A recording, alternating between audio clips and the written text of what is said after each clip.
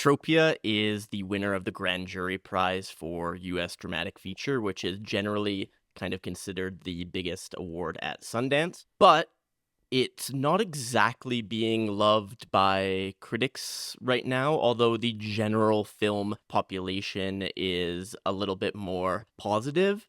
I find myself somewhat lukewarm. I think it's a super, super cool concept, but there are certain areas where it kind of holds itself back. It comes from writer-director Hailey Gates, who adapted a short film basically from 2019 with this same general premise. Interestingly, while she was on the set of Challengers, she had that small role in that film. Luca Guadagnino approached her and basically said, "Hey, I'd love to work with you. Can you get me a script in a month?" And so Guadagnino did hop on board as a producer here. He seemed to be just talking to everyone on set and asking for scripts because he presented Justin Kritzkis with a copy of William Burroughs' Queer. Kritzkis then wrote the script for the feature film that played at TIFF this past year. So I'm curious to see if there are any other Guadagnino projects coming out of that Challengers cast and crew. Atropia is set in a military role-playing facility, which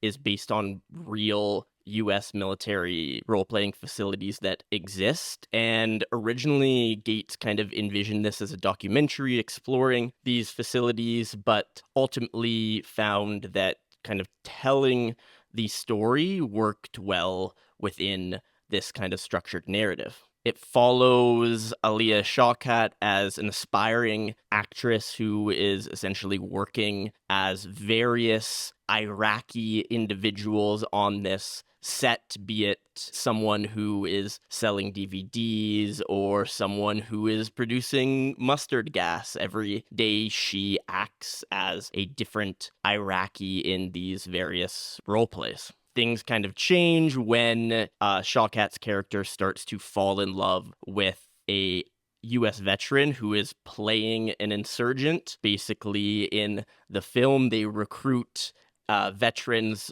very recently leaving their tour of duty to then come in and play insurgents because they have an understanding, supposedly, of these people who they were just trying to kill. If you can't already tell, there's a lot going on in this project.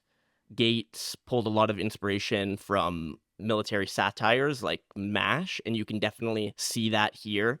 But then there are statements certainly being made about war in general, about the Iraqi war specifically, and these statements don't necessarily always land because there's this push and pull with the satire and the humor, and then some romance as well, that these serious notes sometimes feel a little bit misplaced. That being said, Shawkat as our protagonist is very strong. We get that kind of punchy dialogue that at least I grew to love when I was watching her on Arrested Development. And we learn a little bit about what is beneath the surface, but again, Atropia doesn't fully let us dive in kind of past this satire. There are also performances from Callum Turner and Chloë Sevigny and Chloe East, although really the weight here is on Shawkat's shoulders. She's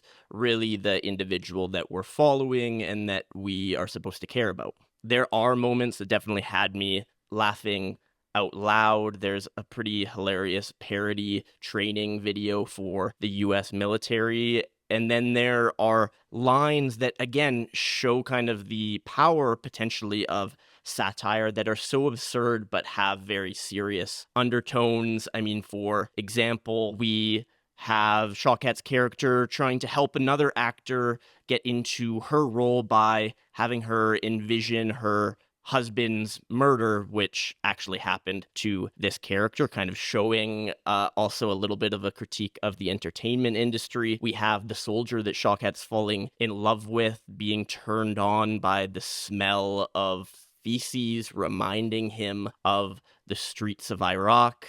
And we have a brief cameo from Channing Tatum okay, where he learns that at these facilities they are able to control smells and odors, which is a real thing, and he asks for less chai and more burning flesh. It's in these moments that we see Gates' use of satire to effectively show the absurdity of war at times, of the entertainment business at times, but when she shifts into more intentionally and directly, explicitly serious notes, they don't always land. There's some use of real archival footage from Iraq that kind of serves as flashbacks for this soldier that don't really have a ton of emotional resonance. And then we have this romance arc that is not meant to be taken completely seriously, but sort of, and it's because she's trying to split this film into so many different tones that it's tough to nail all of them. At the end of the day, this is a super, super, super interesting concept and project overall, and I don't necessarily agree with the hate that has come from some critics, but it's not completely polished and it's not perfect. Still, I think it's interesting enough to probably warrant a watch. Thanks so much for watching this. Watch the next one too. Subscribe, comment. Those things are helpful to me as a human. Thank you so much. Have a great day. Cheers.